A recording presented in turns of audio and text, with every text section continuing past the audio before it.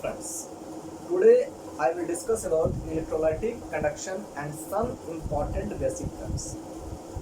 आज हम electrolytic conduction के बारे में जानेंगे, इलेक्ट्रोलाइटिक कंडक्शन किसको कहते हैं और इसके साथ साथ कुछ बेसिक टर्म के बारे में जानेंगे। ठीक है, आप जानते हैं कि जब किसी इलेक्ट्रोलाइटिक सॉल्यूशन में इलेक्ट्रिसिटी पास किया जाता है then it can dissociate into its constituents ions।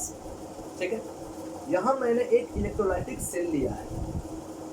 इस इलेक्ट्रोलाइटिक सेल में इलेक्ट्रोलाइटिक सॉल्यूशन के रूप में CuSO4 मौजूद है।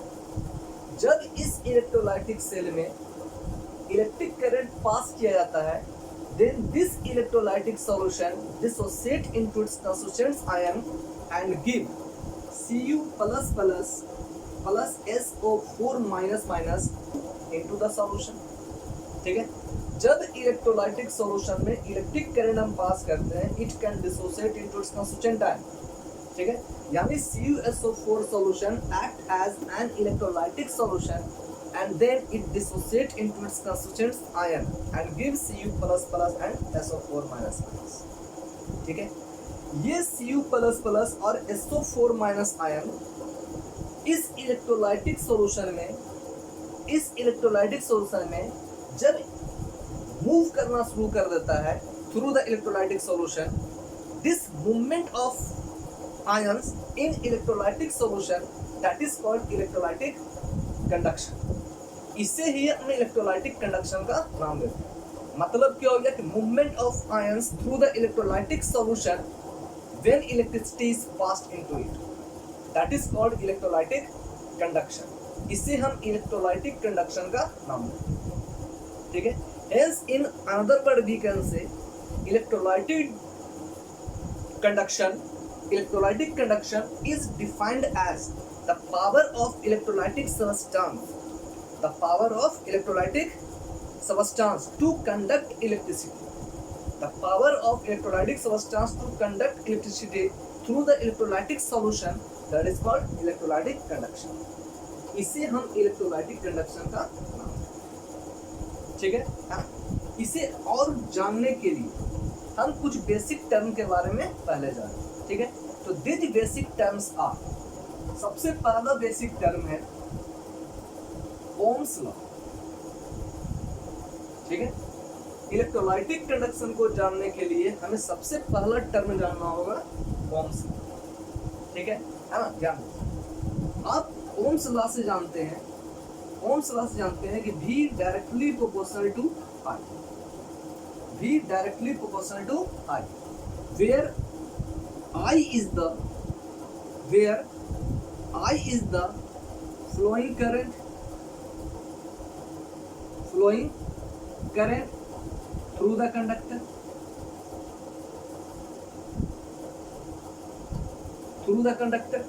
and V is the potential difference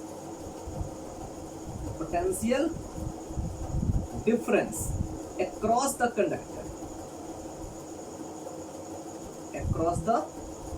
conductor, ठीक है। Hence we know that from Ohm's law V directly proportional to I। ठीक है, और डायरेक्टली प्रोपोर्शनल को हटाने के लिए हम एक कांस्टेंट का यूज करते हैं दैट इज R। ठीक है, इस कांस्टेंट R को हम प्रोपोर्शनलिटी कांस्टेंट का नाम देते हैं and also known as resistance of the conductor.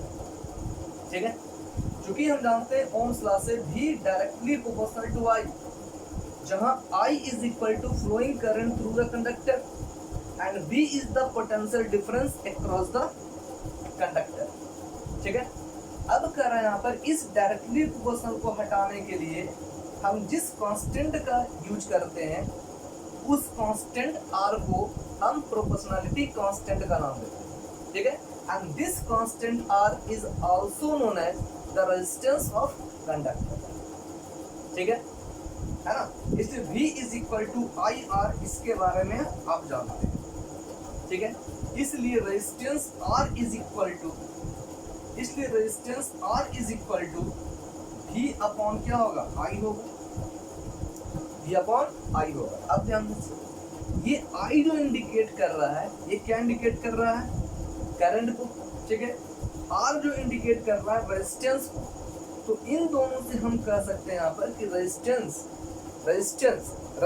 जो है किसी सबस्टेंस का ऐसा प्रॉपर्टी है जो क्या करता है, करंट के अपोजिट वर्क करता है, करंट को रोकने का काम करता है, ठीक है ना। विच रेसिस्ट द करंट, जो करंट के मूवमेंट को क्या करता है, कम करता है, ठीक है, उसको डाउन करने का काम करता है, ठीक है, उसे हम क्या करते हैं, रेजिस्टेंस, ठीक है।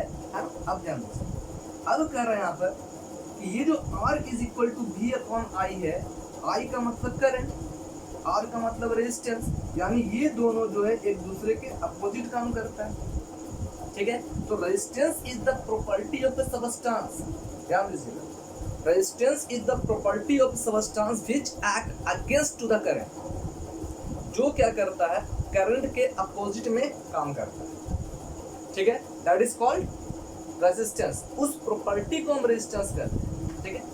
और अभी हम आपको बताएं कि resistance is the name of property, resistance is the name of a property and by the virtue of this property, by the virtue of this property of substance it act against to the current, ये current के opposite में काम करता है, ठीक है। तो resistance जिस सबस्टेंस का प्रॉपर्टी है, रेजिस्टेंस जिस सबस्टेंस का प्रॉपर्टी है, उस सबस्टेंस को हम क्या करते हैं, रेजिस्टर कहते हैं, ठीक है। यानी रेजिस्टेंस के प्रॉपर्टी को हम क्या करते हैं, रेजिस्टेंस करते हैं, जो क्या करता है, करंट के मूवमेंट के अगेंस्ट में काम करता है, उसे रोकने का काम करता है, उसको हम क्या करते हैं, रेजिस्टेंस करते हैं, ठीक है। तो हम जान रहे हैं कि R is equal to V upon I होगा, ठीक है। चलिए थोड़ा सा बात कर लेते हैं इसका unit of R, unit of R is equal to क्या होगा, हम जानते हैं कि R के प्लेस पर हम क्या लिख रहे हैं, unit of R is equal to V upon I, R के प्लेस पर हम यूनिट ऑफ R लिख रहे हैं, तो V के प्लेस पर क्या लिखेंगे, unit of I upon unit of V upon unit of I, unit of I, ठीक है।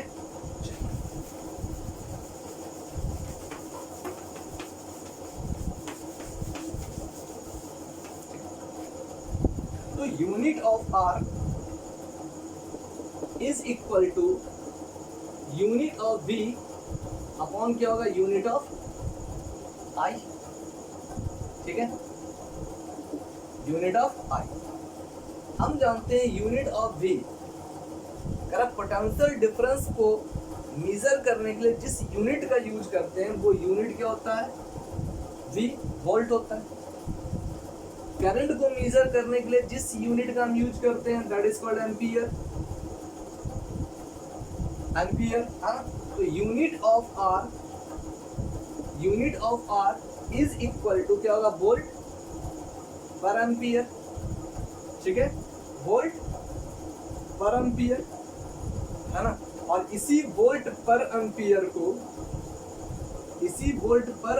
को हम एक ओम का नाम देते हैं, ठीक है, ओम का नाम देते हैं ना। वोल्ट पर ampere is known as the ohm, है ना। और ओम को रिप्रेजेंट हम करते हैं इस तरह से, ठीक है, हाँ। अब ध्यान दीजिए, तो कह रहे हैं यहाँ पर कि वोल्ट पर ampere is known as the ohm, ठीक है। चलिए अब देखिए यहाँ पर कि from V is equal to I R, इसलिए R is equal to V upon I. तो इसका एक यूनिट, रेजिस्टेंस का एक यूनिट क्या होता है, ओम होता है, ठीक है। अगेन हम कह सकते हैं कि V is equal to I R, R is equal to V upon I, ठीक है। V क्या हो गया, वोल्ट हो गया, I क्या हो गया, करंट हो गया। तो इससे हम R का एक यूनिट तो यहाँ निकाल चुके हैं, है ना। रेजिस्टेंस का यूनिट क्या होता है, ओम होता है। अब यहाँ देखिए वोल्ट का मतलब क्या होता है, पोटेंशियल डिफरेंस कहते हैं किसको, तो हम जानते हैं कि potential difference is defined as the work is done by positive charge body, that is called the potential difference, ठीक है। क्योंकि हम जानते हैं यहाँ पर चार्ज बॉडी के द्वारा जो वर्क डन किया जाता है from one point to another, this work done is known as the potential difference, ठीक है। तो हम जानते हैं यहाँ पर V that means volt, potential difference, ठीक है। और पोटेंशियल डिफरेंस कहते किससे हैं, तो हम जानते हैं burden bye A positive charge body, positive charge body that is called the potential difference. और यहाँ I जो दिया हुआ है वो तो करंट, ठीक है। यानी आप कह सकते हैं यहाँ पर कि R is equal to V upon I is equal to V upon I is equal to burden by unit positive charge. यानी हम कह सकते हैं V into 1 upon I is equal to, ठीक है, R is equal to V upon I, और V into 1 upon I इस तरह से लिखा जा सकता है। V का वैल्यू अभी हम आपको क्या बताएं, burden bye positive charge body. तो देखिए यहाँ पर V इज इक्वल टू क्या हो जाएगा, W upon Q into 1 upon I, ठीक है। V के प्लेस पर हम क्या लिख दिए, W अपॉन Q इंटू क्या होगा 1 अपॉन I, ठीक। और देखिए इसलिए R is equal to, formula मेरा क्या निकल गया, W upon Q into 1 upon I, ठीक है। और Q के प्लेस पर हम और क्या लिख सकते हैं, Q is equal to I into T, ठीक है। Q is equal to I into T, ठीक है। तो R का एक फार्मूला मेरे पास ये आ रहा है, ठीक है। चूंकि हम जानते हैं ओम्स लॉ से V is equal to IR, लेकिन जब इसी फार्मूला को हम एक्सपेंड करते हैं, ठीक है, तो फार्मूला क्या निकलता है, R is equal to W upon I into T into I, ठीक है। और अब देखिए फिर बात करते हैं हम इसका यूनिट का, ठीक है। तो ध्यान दीजिए, अब कह रहे हैं यहाँ पर कि unit of R is equal to, ठीक है, फ्रॉम दिस इक्वेशन, ठीक है। अब कह रहे हैं यहाँ पर unit of R is equal to, देखिए तो W upon I into T into I। W is equal to क्या होता है, बर्डन। अब बर्डन का मतलब क्या होता है, force into length of the conductor, ठीक है। I हो गया ampere into T second into ampere, ठीक है। और अब ध्यान दीजिए, unit of R is equal to,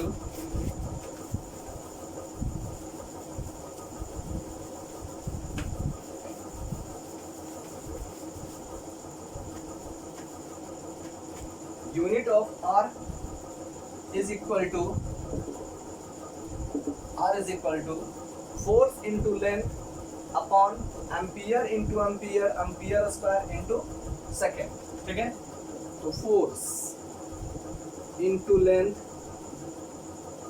upon ampere square into second, और इज इक्वल टू क्या होगा, देखिए फोर्स हम जानते हैं यहाँ पर फोर्स का यूनिट या फोर्स का फार्मूला क्या होता है, mass into acceleration into length L upon ampere A square into second, ठीक। R इज इक्वल टू, यहाँ लिखा हुआ है मास, हम जानते हैं mass is measured in kg, acceleration is measured in metre per second square, length is measured in metre, ampere square into second, ठीक है। Hence unit of R is equal to kg metre square upon ampere square into second cube, ठीक है। यानी इसका मतलब दिया हुआ है कि it is the next unit of resistance R, ठीक है। यानी हम कह सकते हैं यहाँ पर unit of R is equal to kg metre square per ampere square per second cube, ठीक है, इज इक्वल टू वोल्ट पर ampere is equal to ohm, is equal to ohm. ठीक है, यानी ये आपका क्या निकल रहा है मेरा, यूनिट ऑफ रेजिस्टेंस। ठीक है, तो इस तरह से हम यूनिट ऑफ रेजिस्टेंस को कैलकुलेट कर सकते हैं। ठीक है, चलिए अब थोड़ा सा ध्यान दीजिए।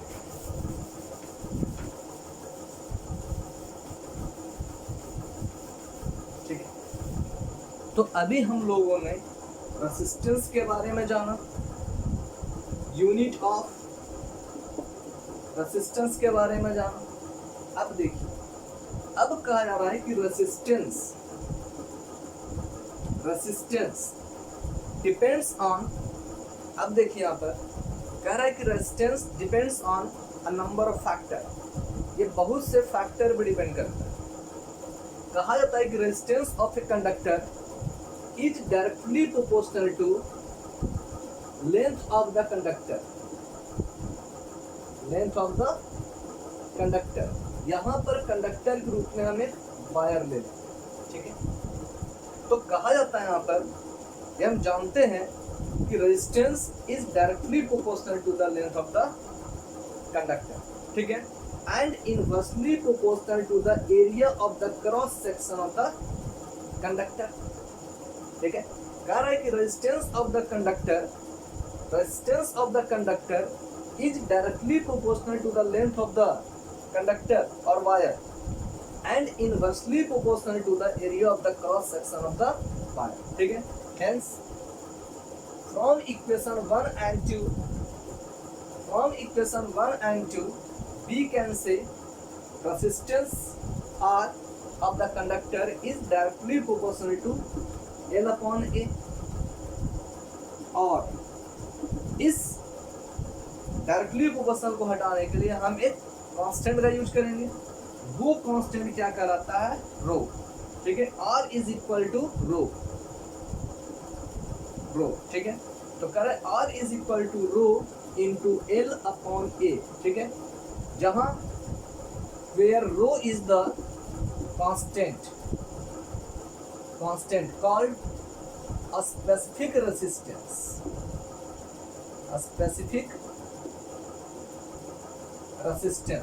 जिसे हम स्पेसिफिक रेजिस्टेंस और रेसिस्टिविटी का नाम देते हैं।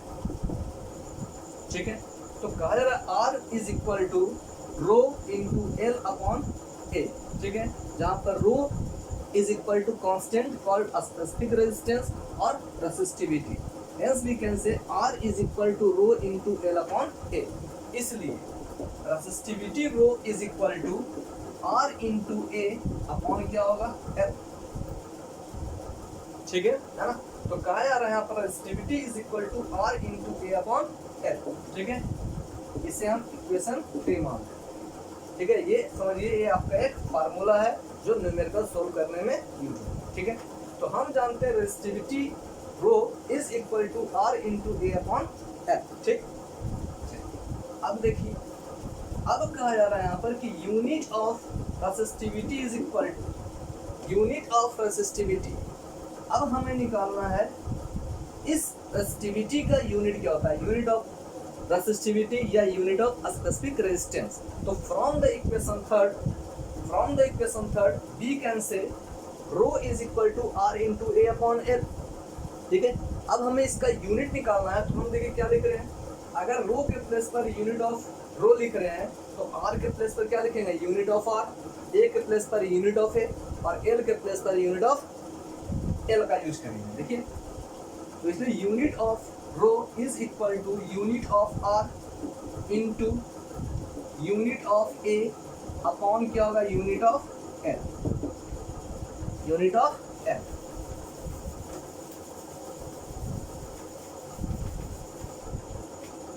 Unit of L। और अब देखिए, यूनिट ऑफ R हम जानते हैं रेजिस्टेंस का यूनिट क्या होता है, ohm. Unit of ampere, unit of area का यूनिट क्या होता है, मीटर स्क्वायर। ठीक है, और यूनिट ऑफ लेंथ मीटर। एक मीटर कैंसिल, इसका यूनिट क्या आ रहा है, ओम मीटर, ठीक है, ओम मीटर, ठीक है। अब ध्यान, इसलिए unit of resistivity is equal to ohm metre, ठीक है, और ओम मीटर, ठीक है, ओम, ठीक है। अब ध्यान, तो आज हम बात कर रहे हैं इलेक्ट्रोलाइटिक कंडक्टेंस और उसके एक बेसिक टर्म रेसिस्टेंस और रेसिस्टिविटी के बारे में, ठीक है। इसके बाद का जो लेक्चर होगा उसमें हम आपको कंडक्टेंस और कनेक्टिविटी के बारे में बताएंगे, ठीक है। तो देखते रहिए, और अगर अच्छा लगा हो तो please like, share and subscribe. Thank you.